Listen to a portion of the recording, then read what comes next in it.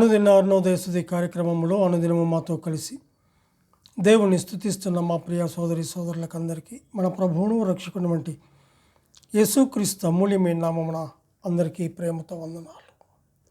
ఈ ఉదయకాల మన ధ్యానాంశము పాపములు క్షమించువాడైన క్రీస్తు. పాపములు క్షమించువాడైన క్రీస్తు. మార్కు సువార్త, పరిశుద్ధ గ్రంథమైన బైబిల్లో నుంచి మార్కు సువార్త 2వ అధ్యాయము 1 నుంచి 12 వచనాలు చదువుకుందాం. కొన్ని దినములైన పిమ్మట ఆయన మరలా కపెర్నహూములోనికి వచ్చాను. ఆయన ఇంట ఉన్నాడని వినవచ్చినప్పుడు అనేకులు కూడి వచ్చిరి కనుక వాకిటనైనను వారికి స్థలము లేకపోయాను.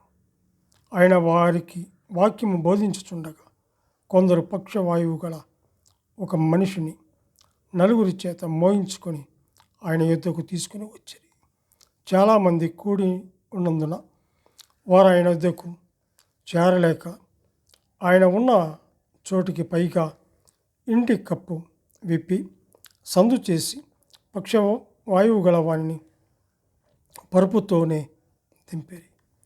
యేసు వారి విశ్వాసమును చూచి, కుమారుడా, నీ పాపములు క్షమింపబడి ఉన్నవని పక్షవాయువు గల వానితో చెప్పాను. శాస్త్రులలో కొందరు అక్కడ కూర్చుండి ఉండేది. వారు, ఇతడు ఇట్లెందుకు చెప్పుచున్నాడు?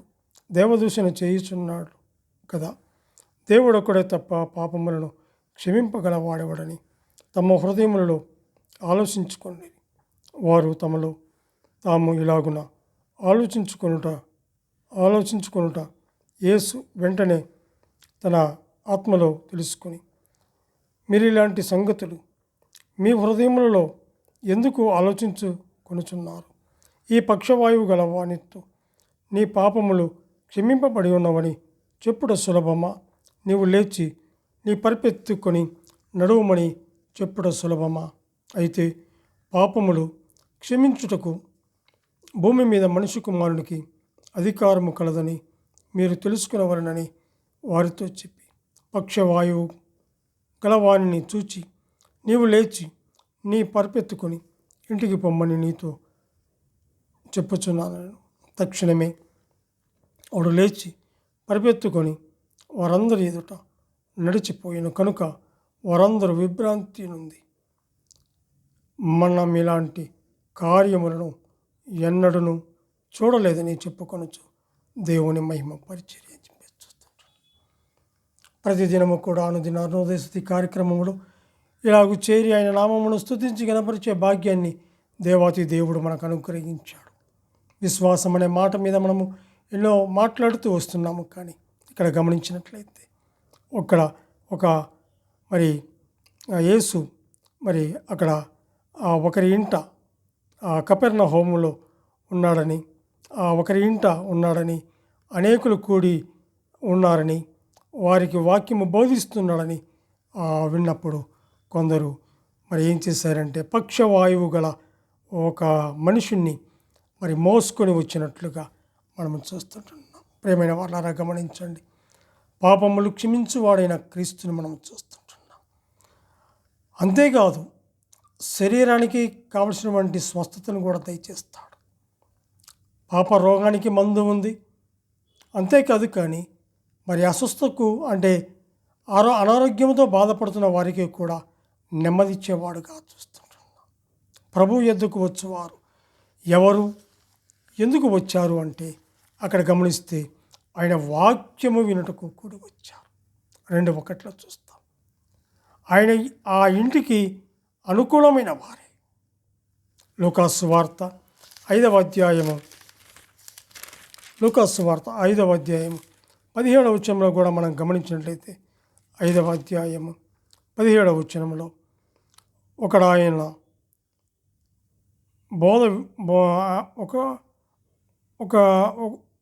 ఒకడాయన బోధించుండగా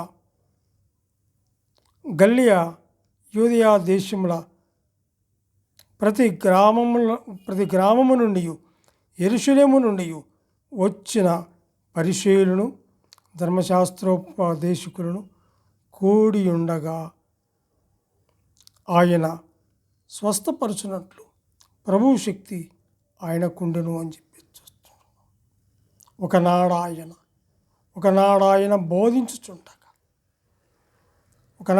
బోధించుచుండగా గలిలయ యూదయ దేశంలో ప్రతి గ్రామము నుండి యెరూషలేము నుండి వచ్చి పరిసయ్యులు ధర్మశాస్త్రోపదేశకులు కూర్చుని అక్కడ చూస్తే ప్రభువు శక్తి ఆయనకుండెను అని చెప్పి చూస్తుంటున్నాం.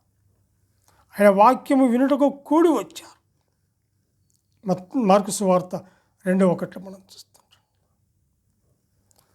ఆ ఇంటికి అనుకూలమైన వారే. 2 గమనిస్తే పరిసయ్యులు, లూకాసు వార్త 5:17 పరిసయ్యులు ధర్మశాస్త్రోపదేశకులు వచ్చారు. మార్కు సువార్త 2:3 కొందరు పక్షవాయువు గల వారిని నలుగురు చేత మోయించుకొని తీసుకొని వచ్చారు.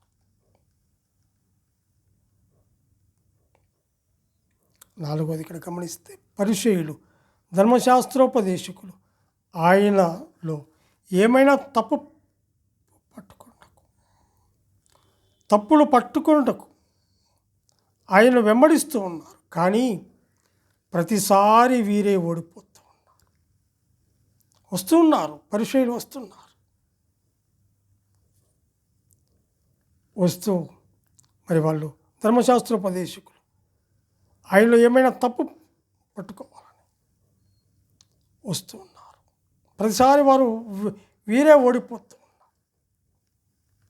వీరిని ఏమంటారు? వేషధారులని ప్రభువు చాలాసార్లు ఖండించాడు. ప్రజలైతే దేవుని వాక్యమును వినుటకై కూడి వస్తున్నారు, కానీ వీరు తప్పులు పట్టడానికి వస్తున్నారు. పరిసయ్యులు ధర్మశాస్త్రోపదేశకులు ఆయనలో ఏమైనా తప్పు పట్టుటకు ఆయన వెంబడిస్తున్నారు. ఈనాడు ఇలాగే ఉన్నారు కొంతమంది. వాక్యానికి వినడానికి వచ్చేవారు కొంతమంది, ఆయనలో తప్పులు పట్టుకునేవారు కొంతమంది. మాట్లాడేది ఆయన, వాక్యము ఆయనది. ఆయన వాక్యము 2 అంచులు కలిగిన ఖడ్గమైనటువంటి వాక్యము అది. పాపాలను క్షమించేవాడు, అంతేకాదు అనారోగ్యంతో ఉన్నవాడిని స్వస్థపరిచేవాడు. వారి విశ్వాసము చూశారా? అదిగో యేసు కాపాడుతాడు, రక్షిస్తాడని వారు ఏం చేశారు? కొందరు పక్షవాయువు గల ఒక మనిషిని 4 చేత మోయించుకొని ఆయన యొద్దకు తీసుకొని వచ్చారు. చాలామంది కూడి ఉండినందున వారు ఆయన యొద్దకు చేరలేక ఆయన ఉన్న చోటుకి పైగా ఇంటికప్పు విప్పి సందు చేసి పక్షవాయువు గల వారిని పరుపుతోనే దింపారు. ఎంత గొప్ప సన్నివేశమో చూశారా? యేసు వారి విశ్వాసము చూచి, కుమారుడా, నీ పాపములు క్షమింపబడి ఉన్నవి, పక్షవాయువు గల వానితో చెప్పారు. పాపానికి మందు ఉంది, అనారోగ్యానికి మందు ఉంది. స్వస్థపరిచేవాడు, హృదయంలో పాపం ఉంటే పాపాన్ని కడిగివేసేవాడు. ఆయన రక్తములో ఎప్పుడైతే కడుక్కుంటారో శుద్ధులు అవుతారు. ఇక్కడ గమనిస్తే పరిసయ్యులు ధర్మశాస్త్రోపదేశకులు ఆయనలో ఏమైనా తప్పు పట్టుటకు ఆయన వెంబడిస్తూ ఉన్నారు. కానీ ప్రతిసారి వీరే ఓడిపోతూ వచ్చారు. వీరిని వేషధారులని ప్రభువు చాలాసార్లు ఖండించాడు. ప్రజలైతే దేనికోసం వస్తున్నారు? యేసు ప్రభు దగ్గరికి, ఆయన దగ్గరికి ఎందుకు వస్తున్నారు? ఆయన శక్తి కలిగిన దేవుడు, స్వస్థపరిచే దేవుడని, నెమ్మదిచ్చే దేవుడని, ఆరోగ్యం ఇచ్చే దేవుడని, భద్రపరిచే దేవుడని, ఆదరించేవాడని. ప్రజలైతే దేవుని వాక్యమును వినుటకు వస్తున్నారు.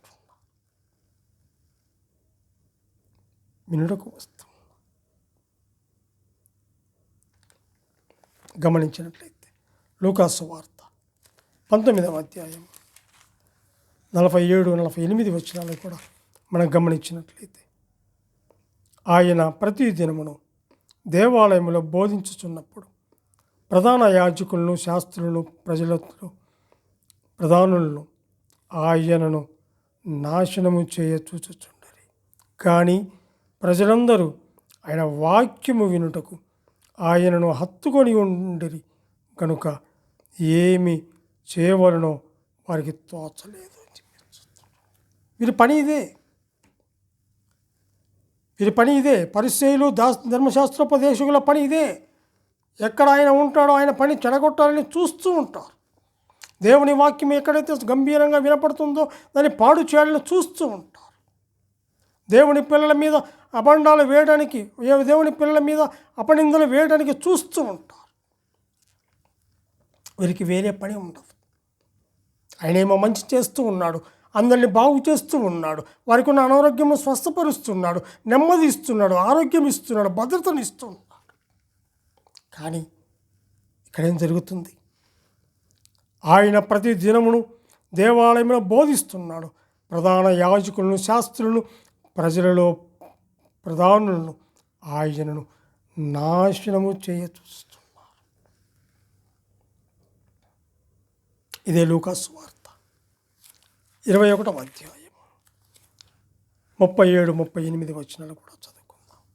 37-38 వచనాలు. ఆయన ప్రతిదినము పగటి యందు దేవాలయంలో బోధించుచు రాత్రి వేళ ఒలీవ కొండకు వెళ్ళుచు కాలము గడుపుచుండెను. ప్రజలందరూ ఆయన మాట వినుటకు దేవాలయంలో ఆయన యొద్దకు పెందలకడ వచ్చుచుండిరి. అక్కడ గమనిస్తే ఆయన యొద్దకు పెందలకడ వచ్చుచుండిరి. ప్రజలందరూ ఆయన మాట వినుటకు, ఆయన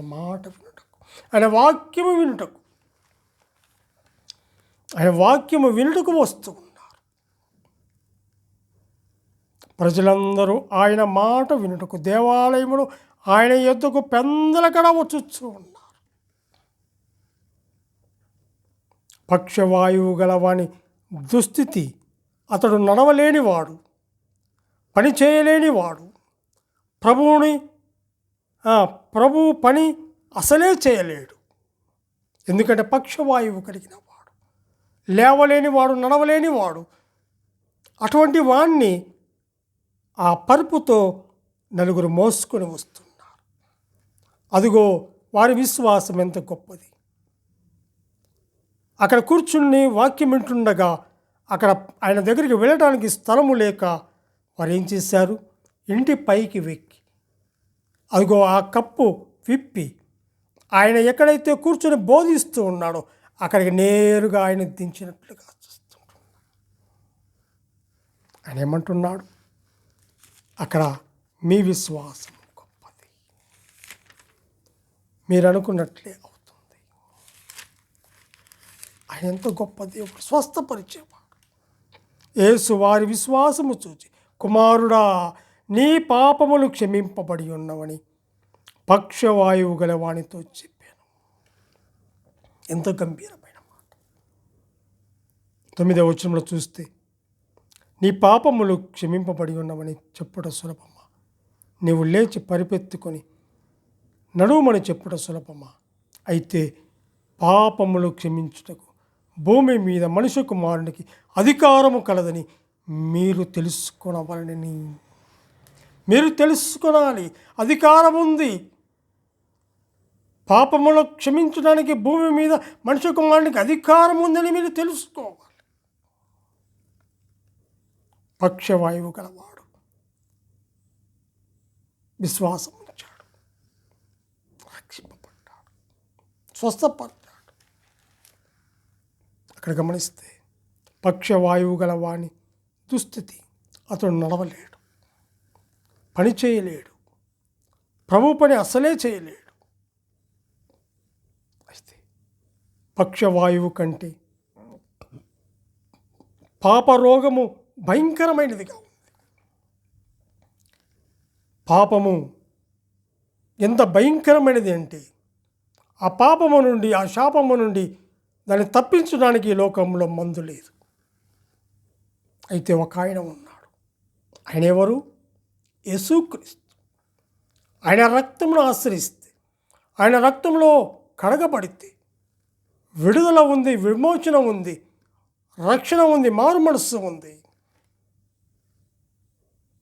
నిత్యత్వము, నిత్యము కూడా ఆయనతో కూడా ఉండే ఆ కృపను దయచేస్తాడు దేవుడు. ఎలా ఉండాలి? అదిగో అపక్షవాయువు గలవాడు విశ్వాసం ఉంచాడు. ఆ నలుగురు కూడా ఆయన మీద విశ్వాసం ఉంచి మోసుకొని వచ్చారు. ఆయన మీద విశ్వాసం, పాపములు క్షమింపచువాడైన క్రీస్తును ఆశ్రయిస్తే నెమ్మది ఉంది. ఆయన వాక్యాన్ని వినడానికి కూడి వచ్చారు. అయితే అక్కడ కొంతమంది పరిచయులు, ధర్మశాస్త్రోపదేశకులు వచ్చారు. అయితే ఆయనను తప్పు పట్టాలని చూస్తున్నారు. ఆయన మంచి చేస్తూ ఉండగా చెడు చేస్తూ దాన్ని మంచిని చెడగొట్టేవారుగా ఉంటున్నారు. అయితే దేవుడు అన్నిటిని కూడా సఫలపరిచేవాడుగా ఉంటున్నాడు. ఇర్మియా గ్రంథము 9వ అధ్యాయం, ఇర్మియా గ్రంథం 17వ అధ్యాయంలో మనం చూసినట్లయితే, ఇర్మియా గ్రంథము 17వ అధ్యాయము 9వ వచనంలో మనం గమనిస్తే, హృదయము అన్నిటికంటే మోసకరమైనది, అది ఘోరమైన వ్యాధి కలది, దాన్ని గ్రహింపగలవాడెవడు? అందుకే హృదయంలో శుద్ధికి ఉండాలి. హృదయ శుద్ధి గల వారు ధన్యులు, వారు దేవుని చూస్తారని మత్తయి సువార్తలో మనం చూస్తాం.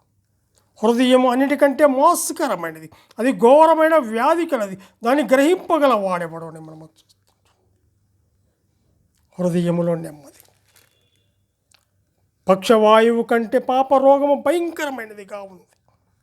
మార్కు సువార్త 7వ అధ్యాయము, మార్కు సువార్త 7వ అధ్యాయము 37వ వచనం చదువుకుందాం. 7వ అధ్యాయము 37వ వచనం. ఈయన సమస్తమును బాగు చేయువాడు. ఎవరు ఆయన? యేసుక్రీస్తు. ఆయన సమస్తము బాగు చేయువాడు. పక్షవాయువు కలిగి వాడిని బాగు చేశాడు. వాడికి ఉన్నటువంటి ఆ స్థితి నుండి తప్పించాడు. ఎంతోమంది వాక్యాన్ని విని మేలు పొందారు.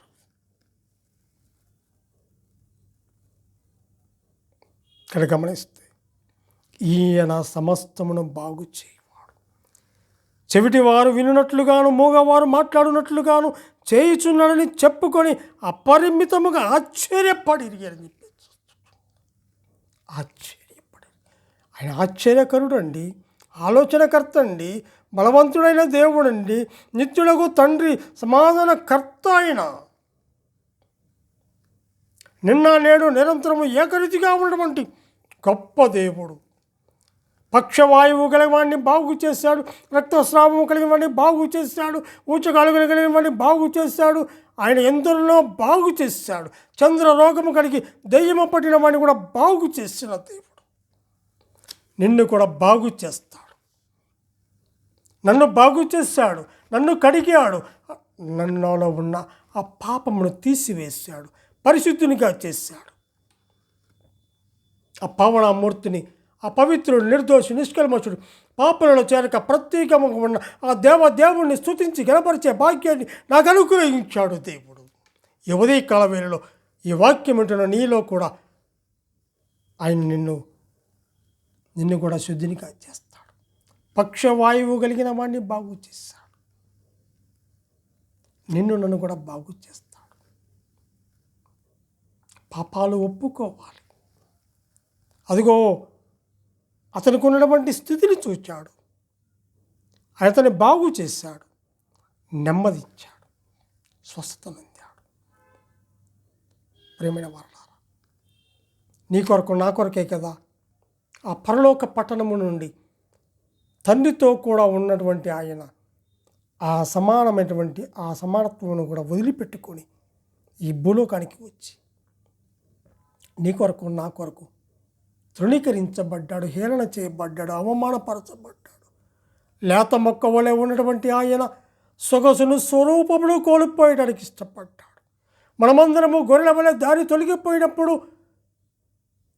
అన్యాయమైన తీర్పు పొందాడు. ఆయన నలగగొట్టబడ్డాడు, హేళన చేయబడ్డాడు. ఆయన కార్చినటువంటి రక్తదారుల మన ప్రతి పాపమును కడిగి పరిశుద్ధులుగాను నిర్దోషులుగాను ఆయన ఆరాధించే బిడ్డలుగా మనం చేస్తాడు. లేఖనముల ప్రకారమైన మరణించాడు, సమాధి చేయబడ్డాడు, మరలా మూడవ దిన మృత్యుంజలి తన కూడా పార్శ్వంలో కూర్చొని నీ కొరకు నా కొరకు ఆయన విజ్ఞాపన చేస్తూ తిరిగి రానై ఉన్నాడు. ఆయన ఎప్పుడు వస్తాడో ఏ గడిలో వస్తాడో తెలియదు, కానీ ఉన్న పాటున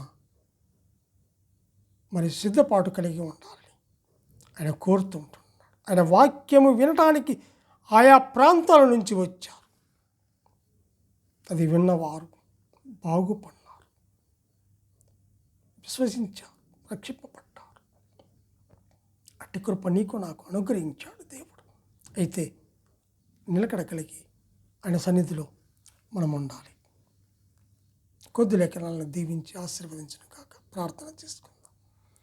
పరిశుద్ధుడమైన మా ప్రియ పరలోకపు తండ్రి, మీ ఘనమైన నామమునకు స్తుతులు స్తోత్రములు చెల్లించుకుంటున్నాం. ఈ ఉదయకాల వేళలో తండ్రి ప్రభువా, అయినా మీరు చేసినటువంటి ఆ మేలును అయా దేవ తలపోసుకుంటూ నేను స్తుతించి కనపరిచే భాగ్యాన్ని మీరు మాకు అనుగ్రహించినందుకు ఈ స్తోత్రములు చెల్లించుకుంటాం. మా రక్షకుడు మా ప్రాణ విమోచకుడు యేసుక్రీస్తు అమూల్యమైన నామమున స్తుతులు స్తోత్రములు చెల్లించి ప్రార్థన చేయుచున్నాము తండ్రి.